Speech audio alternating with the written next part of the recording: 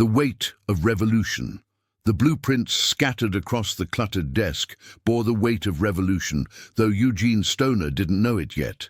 In the dim fluorescent light of his workshop at Armalite, the compact rifle prototype gleamed with an almost alien simplicity. Polymer where others used wood, aluminum where others demanded steel. It was 1956, and while the world's armies marched with heavy battle rifles that kicked like mules, this soft-spoken engineer from Indiana had imagined something impossible, a weapon that could think faster than the soldiers who carried it.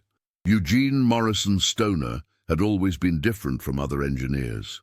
Where they saw tradition, he saw possibility. Where they accepted limitations, he questioned everything. The crisis had been building for years, though the Pentagon refused to acknowledge it. In Korea, American GIs had cursed their 8-pound M1 Garands while facing enemies armed with lighter, faster-firing weapons. The jungle wars looming in Southeast Asia would demand mobility, rapid engagement, and the ability to fight in close quarters, everything the military's beloved heavy rifles couldn't provide. But doctrine dies hard, and in 1956, the brass still believed that war was won by men who could place a single .30 caliber round at 800 yards. The small Armalite office in Hollywood, California, buzzed with the nervous energy of a company trying to survive in the shadows of giants like Colt and Winchester. Eugene had joined them in 1954, drawn by their willingness to embrace radical ideas. The company's founder, George Sullivan, had given him something precious: freedom to reimagine what a military rifle could be. "We're not competing with the big boys on their terms," Sullivan had told him that first day. "We're going to change the game entirely." Eugene remembered those words now as he studied the AR-10 prototype before him. The rifle seemed to mock every assumption the military held sacred. Its aircraft-grade aluminum receiver was a quarter the weight of traditional steel. The direct gas impingement system eliminated the heavy operating rod that had defined military rifles since the M1 Garand. Most revolutionary of all was its modular design. Upper and lower receivers that could be separated, barrels that could be changed, a weapon that adapted to its mission rather than forcing soldiers to adapt to it. But the early tests had been disasters. The first AR-10 prototype had literally exploded during military trials, its aluminum barrel coming apart under pressure. Test officers dismissed it as a toy, unfit for serious warfare. Eugene had watched his dream shatter along with that first barrel, feeling the weight of every skeptical glance from men who measured worth in pounds of steel and tradition. "Sir, the weapon failed catastrophically," the range officer had reported with barely concealed satisfaction. "The aluminum construction appears fundamentally unsound for military applications."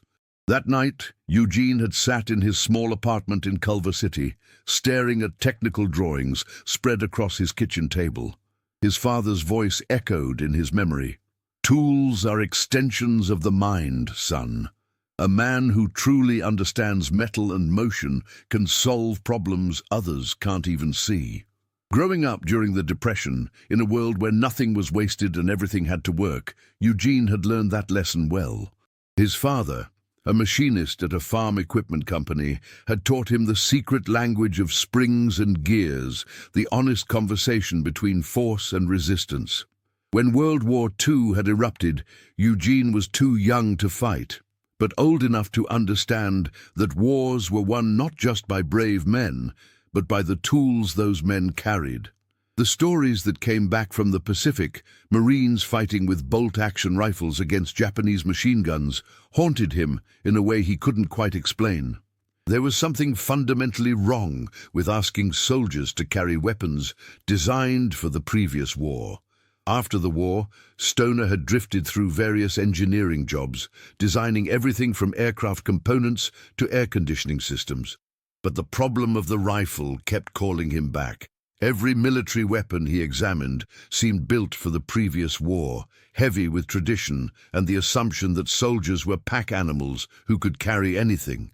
Eugene saw something different. The future belonged to speed, to weapons that could adapt to their users rather than demanding adaptation from them. Now, staring at his blueprints by the pale California moon, he made a decision that would change warfare forever. The aluminum barrel had been the problem, too light for the pressures involved.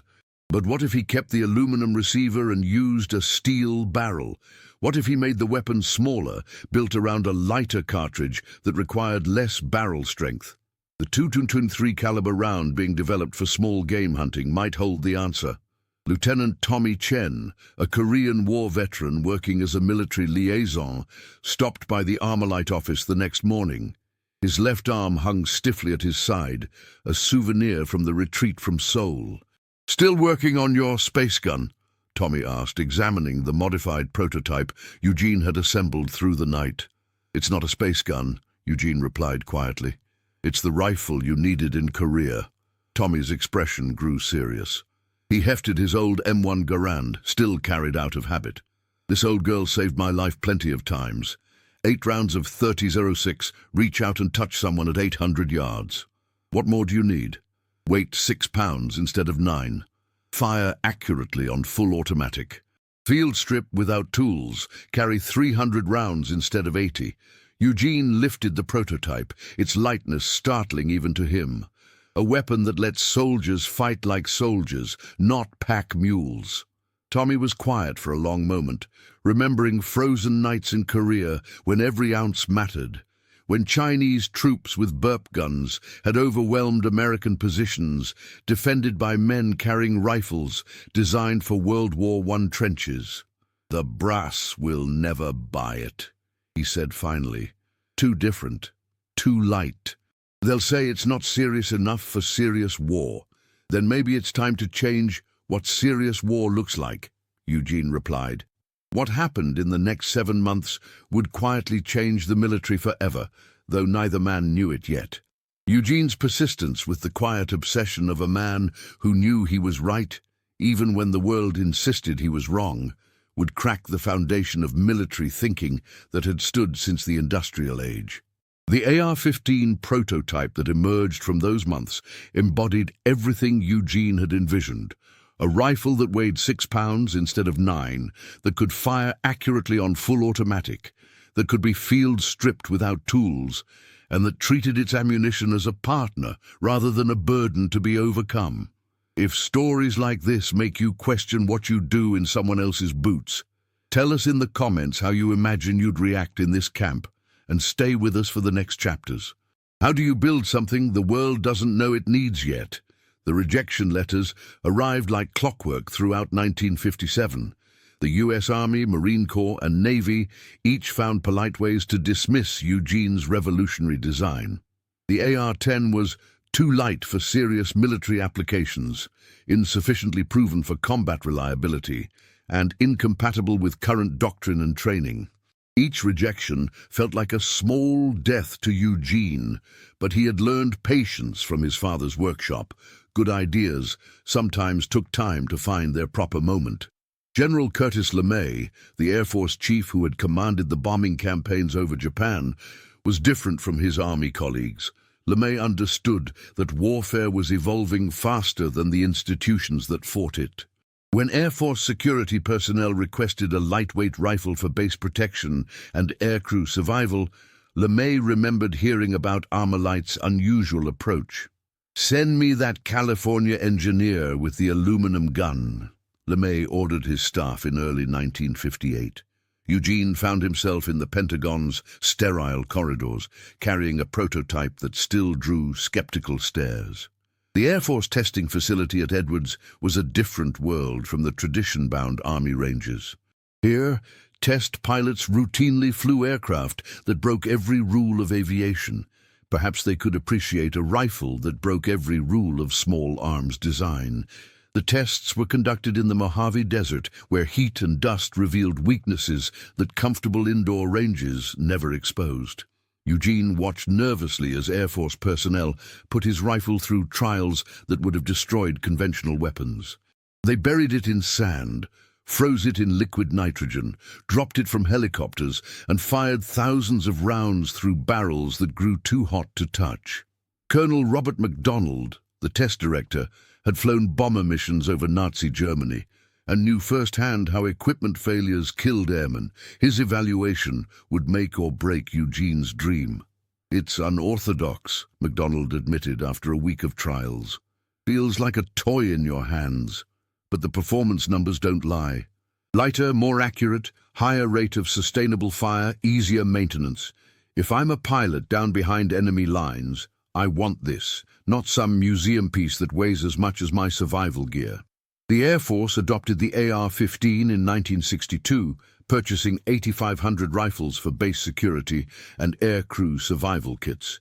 Military observers were stunned by what airmen could accomplish when freed from the tyranny of heavy weapons. But Eugene's real vindication came from an unexpected source: Southeast Asia.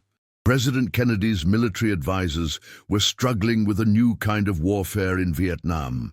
The dense jungles and close-quarters combat demanded something different from the long-range battle rifles that had dominated World War II and Korea.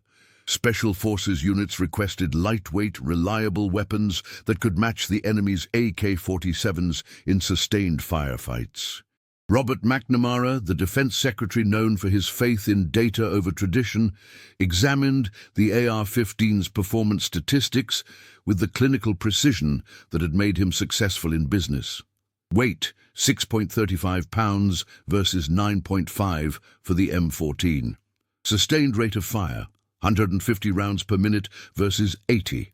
Mean rounds between failures, 1,500 versus 800. Ammunition load per soldier increased by 300%. "The numbers are compelling," McNamara told the Joint Chiefs during a classified briefing. "If we're sending advisors into unconventional warfare, they need unconventional tools." Eugene received the call on a grey November morning in 1962. The Department of Defense wanted to license the AR-15 for military production. Colt Manufacturing would handle the contract, transforming his prototype into the M16 rifle that would arm American forces for decades. But success carried its own weight. Eugene found himself testifying before Congress about rifle malfunctions in Vietnam, defending design decisions against senators who had never held a weapon in combat.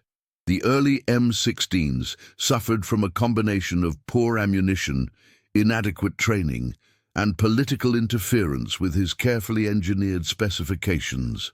"You told us this weapon would be reliable," Senator Richard Russell accused during one particularly brutal hearing. "Now we have reports of soldiers dying because their rifles jammed." "Sir," Eugene replied, with the quiet dignity his father had taught him, "the weapon I designed works exactly as intended when manufactured to specification with proper ammunition. The failures occurred when those specifications were changed for cost savings and political considerations. The truth was more complex than congressional hearings could address." Eugene's direct gas impingement system required different maintenance procedures than traditional rifles. Soldiers trained on M1 Garands and M14s didn't understand that the AR-15 demanded cleaner ammunition and more frequent cleaning. When the military switched to cheaper, dirtier gunpowder to save money, the rifles began jamming in combat. Lieutenant Colonel Harold Moore, who led the first major air cavalry battle at Ia Drang Valley, understood the real story. His soldiers had trained extensively with the M16, learned its quirks and capabilities, and trusted their lives to its performance. "The rifle works," Moore told reporters after the battle. "My men carried 300 rounds each instead of 200. They could sustain accurate fire in close combat. When properly maintained and employed, the M16 is the finest individual weapon ever fielded by American forces." But public perception was harder to manage than engineering problems. Newspaper headlines screamed about defective rifles and Pentagon cover-ups. Eugene watched his reputation become a casualty of political warfare, his revolutionary design transformed into a symbol of military-industrial incompetence. The personal cost was immense. Eugene's marriage strained under the pressure of congressional investigations and media scrutiny. His children faced schoolyard taunts about their father building broken guns. Sleep became elusive as he replayed design decisions, wondering if different choices could have prevented the suffering his weapon had enabled. Yet letters arrived from soldiers who understood what he had achieved. Sergeants wrote about carrying more ammunition on long-range patrols. Marines described surviving ambushes because their rifles kept firing when heavier weapons would have failed. Special Forces operatives praised the weapon's modularity, its ability to transform from assault rifle to carbine to precision marksman rifle with simple component changes. Captain James Walsh, a company commander in the Mekong Delta, sent a letter that Eugene kept on his desk for the rest of his life. "Mr. Stoner, my men call their M16s life insurance. Lightweight enough to carry on 20-mile patrols, reliable enough to trust in close combat, accurate enough to reach out when we need to. Whatever the politicians say, know that your rifle has brought soldiers home alive." The war in Southeast Asia raged on, consuming men and material at an unprecedented rate. Eugene's modular design philosophy had influenced an entire generation of weapons, proving that innovation came not from building bigger hammers, but from reimagining what hammers should be. What haunted him most were not the engineering challenges or political attacks, but the fundamental question his father had never prepared him to face. What responsibility did a creator bear for how his creations were used? How do you measure the weight of innovation when it's counted in lives changed forever? By 1968, Eugene Stoner's name had become inseparable from Vietnam, though not always in ways he had intended. The M16 rifle was now standard issue for American forces, its distinctive appearance as recognizable as the jungle fatigues and steel pot helmets that defined the war. Eugene found himself caught between pride in his technical achievement and growing unease about its human cost. The letters from soldiers continued to arrive at Armalite's offices, now relocated to a larger facility in Costa Mesa. Some carried gratitude, others anger, all of them weighted with the reality of combat that no engineering drawing could capture. Eugene read every one, filing them in manila folders that grew thick with testimonies from a war that television brought into American living rooms each night.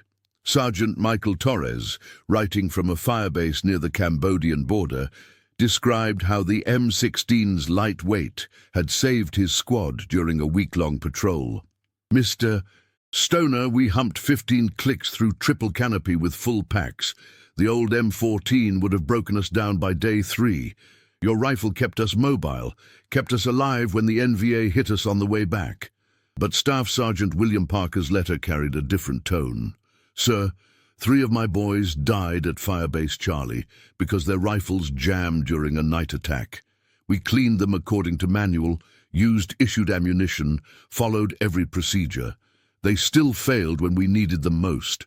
How do you sleep at night knowing your design has let down the soldiers who trusted it?"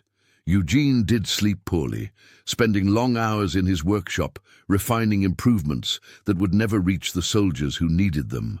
The military-industrial machine had its own momentum now, political pressures and budget constraints shaping decisions that had nothing to do with battlefield performance.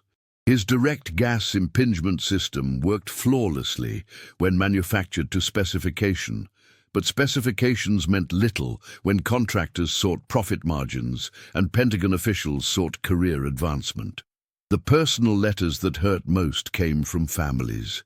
Mrs. Dorothy Hammond wrote about her son's funeral, how the honor guard's rifles had jammed during the 21-gun salute, a final indignity for a boy who died when his weapon failed in combat. Eugene found himself attending military funerals when he could, standing quietly in the back, a grey-haired civilian among uniformed mourners who might not have welcomed his presence had they known his identity. Dr. James Calhoun, a Navy psychiatrist treating combat veterans at Bethesda Naval Hospital, invited Eugene to observe a therapy session with Marines who had returned from Vietnam. The young men spoke about their weapons with the intimate knowledge of tools upon which their lives had depended. "The 16 was part of us," one corporal explained, his hands unconsciously miming the motion of field stripping a rifle. "You learned its moods, its quirks. When it worked, it was beautiful, fast, accurate, forgiving. When it didn't, people died." "Do you blame the rifle or the system?" Dr. Calhoun asked. The Marine thought for a long moment. "Neither, sir. I blame the war. The rifle was just trying to do its job, same as us." Eugene left that session understanding something his engineering background had never taught him.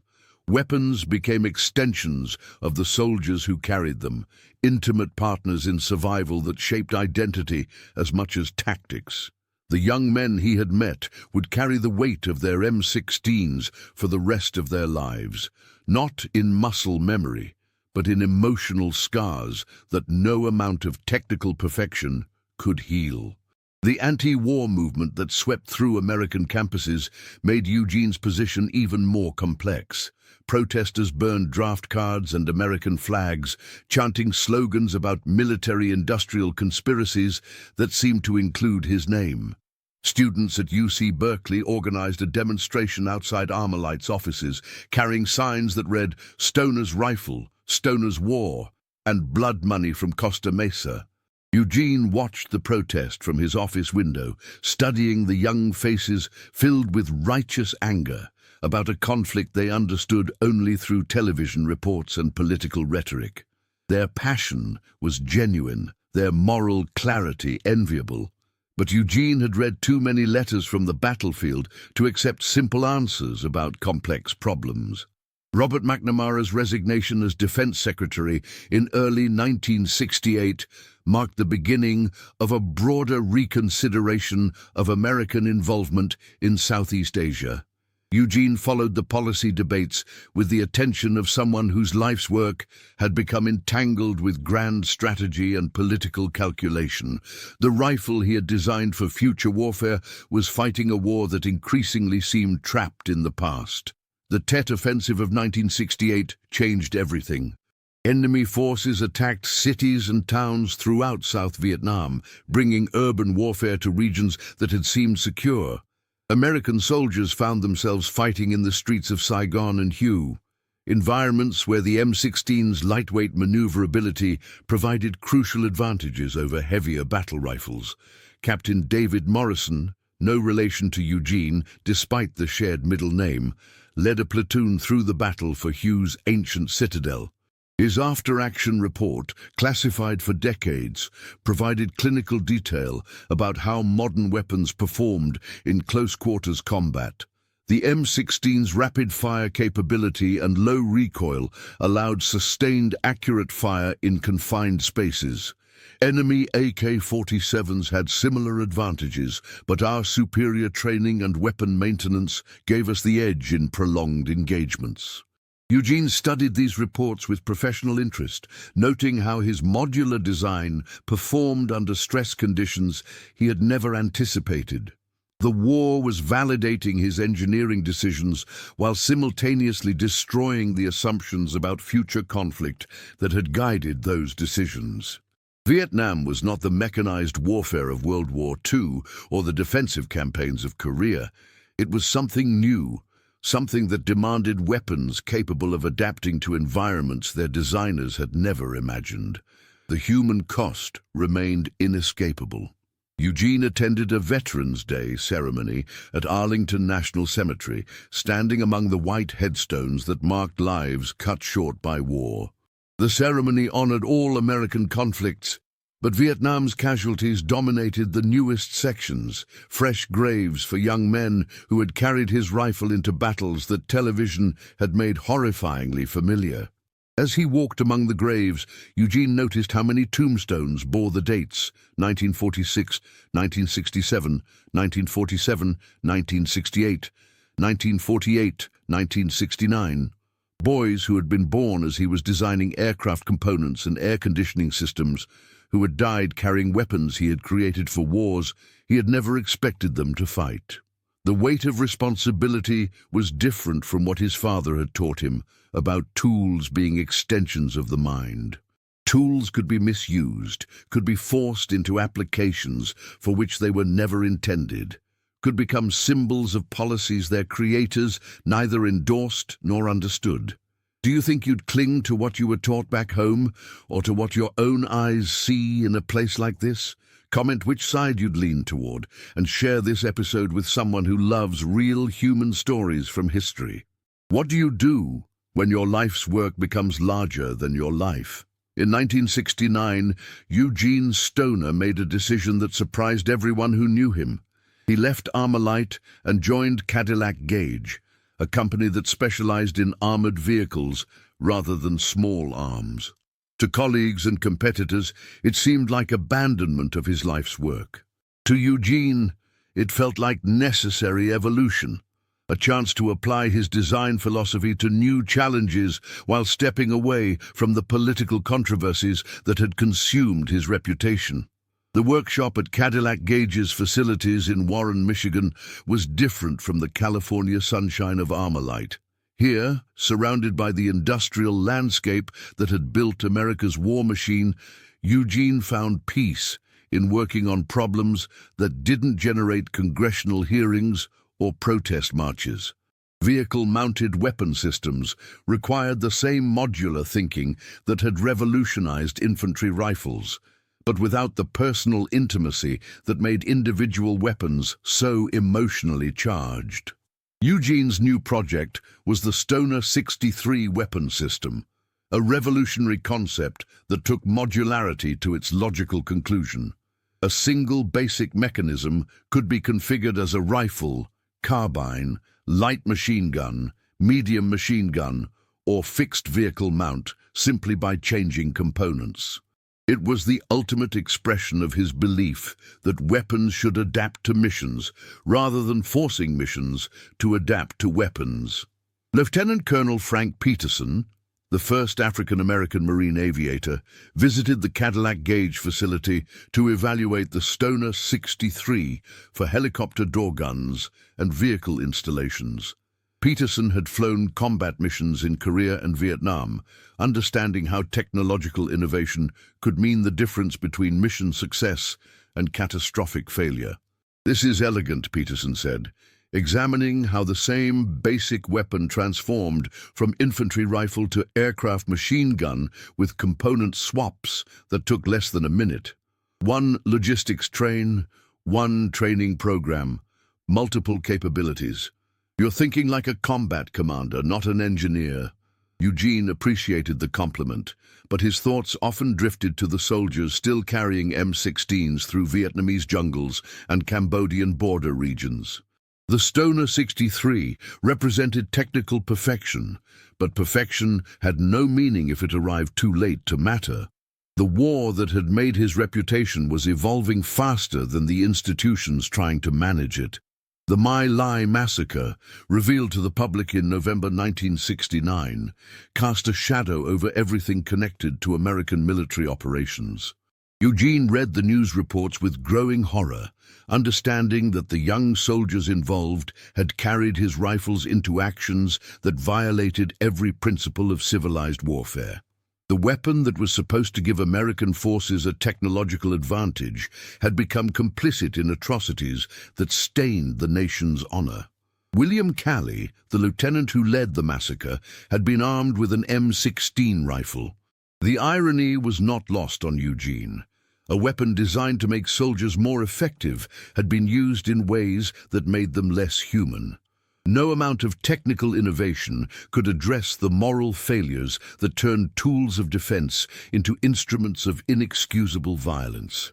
Eugene's daughter Susan, now a college sophomore at Northwestern University, came home for Christmas carrying the weight of campus debates about American foreign policy and military intervention. Over dinner, in their suburban Detroit home, she asked the question Eugene had been dreading. "Dad, do you ever regret inventing the M16? Eugene set down his fork, studying his daughter's face, young, earnest, genuinely seeking understanding rather than judgment. Behind her, Through the dining room window, snow fell on a neighborhood that seemed impossibly removed from the jungles where his rifle was still fighting a war that television brought into American homes each night. "I regret that it was necessary," he said finally. "I regret that young men needed better tools to survive in places they should never have been sent. I regret that political decisions put my weapon into situations it was never designed for. But I don't regret trying to give soldiers every possible advantage when their lives were at stake." "But doesn't that make you complicit in the war itself?" Susan pressed, her voice carrying the moral clarity of youth confronting adult compromises. "If you make weapons more effective, don't you make war more likely?" Eugene considered the question seriously, respecting his daughter's intelligence too much to offer easy answers. "The alternative," he said, "is to deliberately make inferior tools, to send soldiers into combat with equipment that handicaps them against enemies who have no such scruples. That strikes me as more immoral than designing the best possible weapon and hoping leaders use it wisely." Susan nodded, not entirely convinced, but understanding the complexity that reduced simple moral equations to tragic choices between imperfect alternatives. Eugene saw in her expression the same struggle he faced daily: how to maintain ethical principles in a world that offered no clean solutions to fundamental problems. The conversation stayed with Eugene as he returned to work on the Stoner 63. Technical elegance felt hollow when measured against moral ambiguity, but abandoning his profession would not bring back the dead or undo decisions made by politicians and generals who had never touched the weapons they deployed. His responsibility was to continue creating the best possible tools, while hoping that others would use them more wisely than recent history suggested. Colonel James Burton, an Air Force systems analyst, visited Cadillac Gauge to evaluate the Stoner 63's potential for special operations units. Burton had studied weapon reliability statistics from Vietnam, understanding how small technical improvements could have enormous tactical implications. "The data shows your original AR-15 design was fundamentally sound," Burton told Eugene during a private conversation. "The problems came from procurement decisions, ammunition changes, and training failures. You solved the engineering problem. We failed at the implementation problem." "Cold comfort to the soldiers who paid the price," Eugene replied. "True," Burton agreed, "but also evidence that good engineering can't compensate for bad policy. The lesson isn't to stop innovating, it's to insist that innovation be matched by competent leadership and realistic expectations." Eugene found some solace in that perspective, though sleep still came hard on nights when news reports carried casualty figures from Southeast Asia. His workshop became a refuge where technical problems had technical solutions, where aluminum and steel obeyed physical laws that were more reliable than human nature. The Stoner 63 never achieved the widespread adoption that Eugene's AR-15 design had received. Military bureaucracy preferred familiar solutions to revolutionary concepts, even when revolution offered clear advantages. Eugene watched his latest innovation disappear into the Pentagon's maze of testing protocols and procurement procedures, another lesson in how institutional momentum could defeat technical merit. How do you keep creating when you can't control how your creations are used? The secret that had haunted Eugene Stoner for over a decade finally demanded confrontation in 1975. As Saigon fell to North Vietnamese forces and Americans watched desperate evacuations from embassy rooftops, Eugene received an unexpected visitor at his Michigan workshop. Dr. Mai Nguyen, a former South Vietnamese army engineer, had managed to escape the country with her family and carried with her a story that would forever change how Eugene understood his life's work. Dr. Nguyen had been part of a classified program to manufacture M16 rifles at South Vietnamese facilities, an effort to reduce dependence on American supply lines. Her technical background had given her access to production reports, ammunition studies, and field performance data that painted a very different picture of the M16's service record than the one that had dominated American media coverage. "Mr. Stoner," she said, her English accented but precise, "I must tell you something that your government never reported. Your rifle saved more lives than it cost. My studies show M16-equipped units had 60% fewer casualties than those carrying older weapons. The reliability problems that dominated American news were largely solved by 1968, but the political narrative never changed." Eugene listened with growing amazement as Dr. Nguyen described data he had never seen. South Vietnamese engineers had conducted their own reliability studies, comparing M16 performance to AK-47s captured from enemy forces. When properly maintained and supplied with correct ammunition, the M16 demonstrated superior accuracy, reliability, and soldier survivability in prolonged engagements. "But why wasn't this information shared with American officials?" Eugene asked. Dr. Nguyen's expression grew sad. "Politics," she replied. "Your Pentagon officials wanted data that supported their preferred narratives. My government was too dependent on American aid to contradict those narratives. The truth was inconvenient for everyone except the soldiers whose lives depended on it." She opened a worn briefcase and extracted a folder containing letters that South Vietnamese soldiers had written to their families, intercepted by intelligence services, but never shared with American authorities. The letters described their weapons with affection and gratitude, calling them Song Thep, Iron Friend, and crediting them with survival in battles where heavier rifles would have meant death. One letter, written by Sergeant Hoang Van Duke before his death in the 1972 Easter Offensive, particularly moved Eugene. "Dear Mother, the American rifle is light as bamboo, but strong as iron. It fires quickly, but accurately. And when the enemy charges our position, I can carry enough ammunition to fight all day. The old French rifles would have made us easy targets. This weapon gives us a chance to come home." Eugene felt years of guilt and self-doubt cracking under the weight of evidence he had never been allowed to see. The congressional hearings, media coverage, and popular perception of his rifle had been shaped by incomplete information and political agendas that bore little relationship to battlefield reality. The weapon he had designed to save American lives had also saved Vietnamese lives, though that success had been buried beneath narratives of failure and controversy. Dr. Nguyen continued her presentation, showing photographs of M16 rifles modified by South Vietnamese armorers to improve performance in tropical conditions. These modifications validated Eugene's modular design philosophy. Local engineers had been able to adapt his weapon to specific environmental challenges without compromising its essential functionality. "Your greatest achievement," she said, "was not just creating an effective weapon, but creating one that could be understood and improved by engineers who had never met you. That modularity saved lives in ways you never intended, but should be proud of."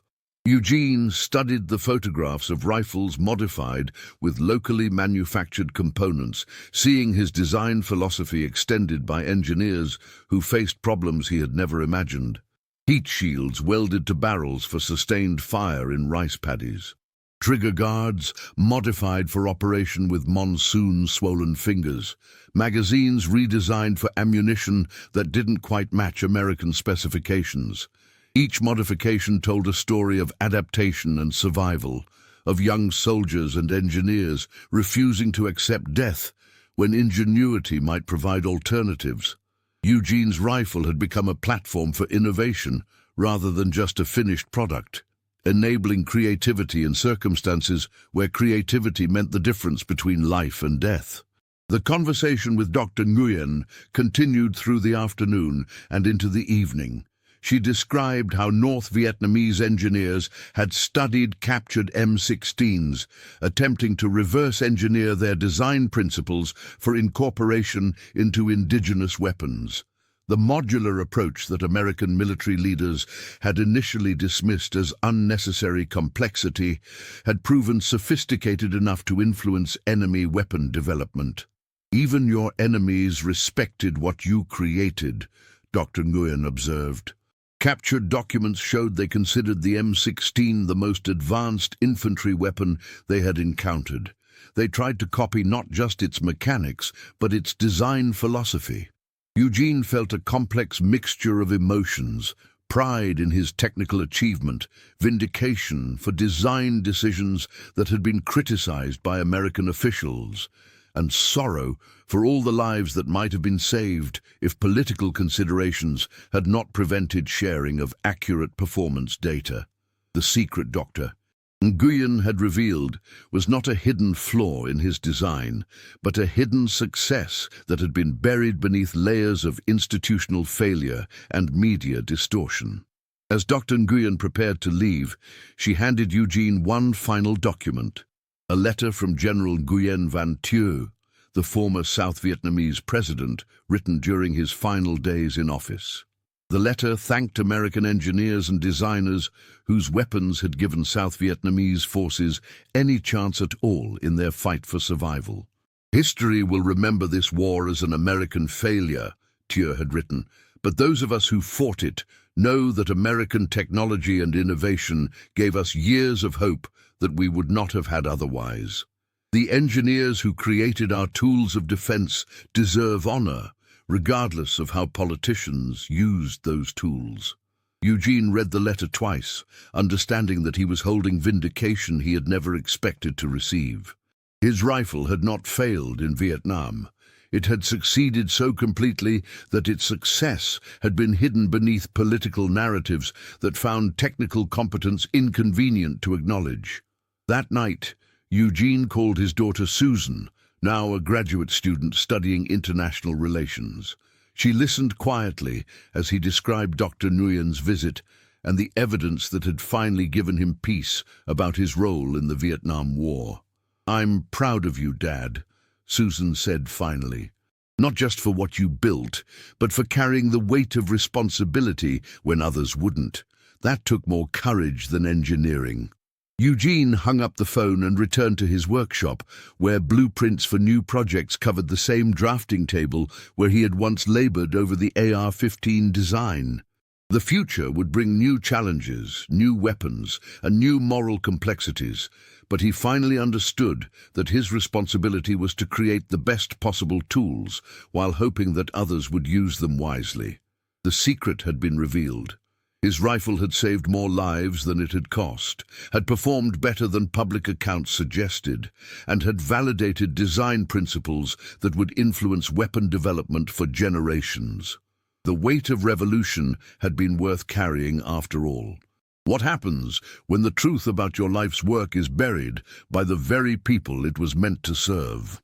Eugene Stoner died on April 24, 1997, in his home in Palm City, Florida, having lived to see his creation become both symbol and reality of modern warfare.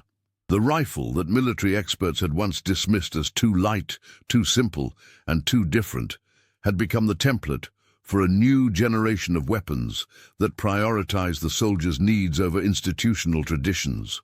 His funeral drew an unusual gathering. Military officials who had initially opposed his designs, engineers who had built careers extending his innovations, and a handful of Vietnam veterans who had trusted their lives to his engineering. Among the mourners was Sergeant First Class Robert Martinez, who had carried an M16 through 13 months in Vietnam's Central Highlands.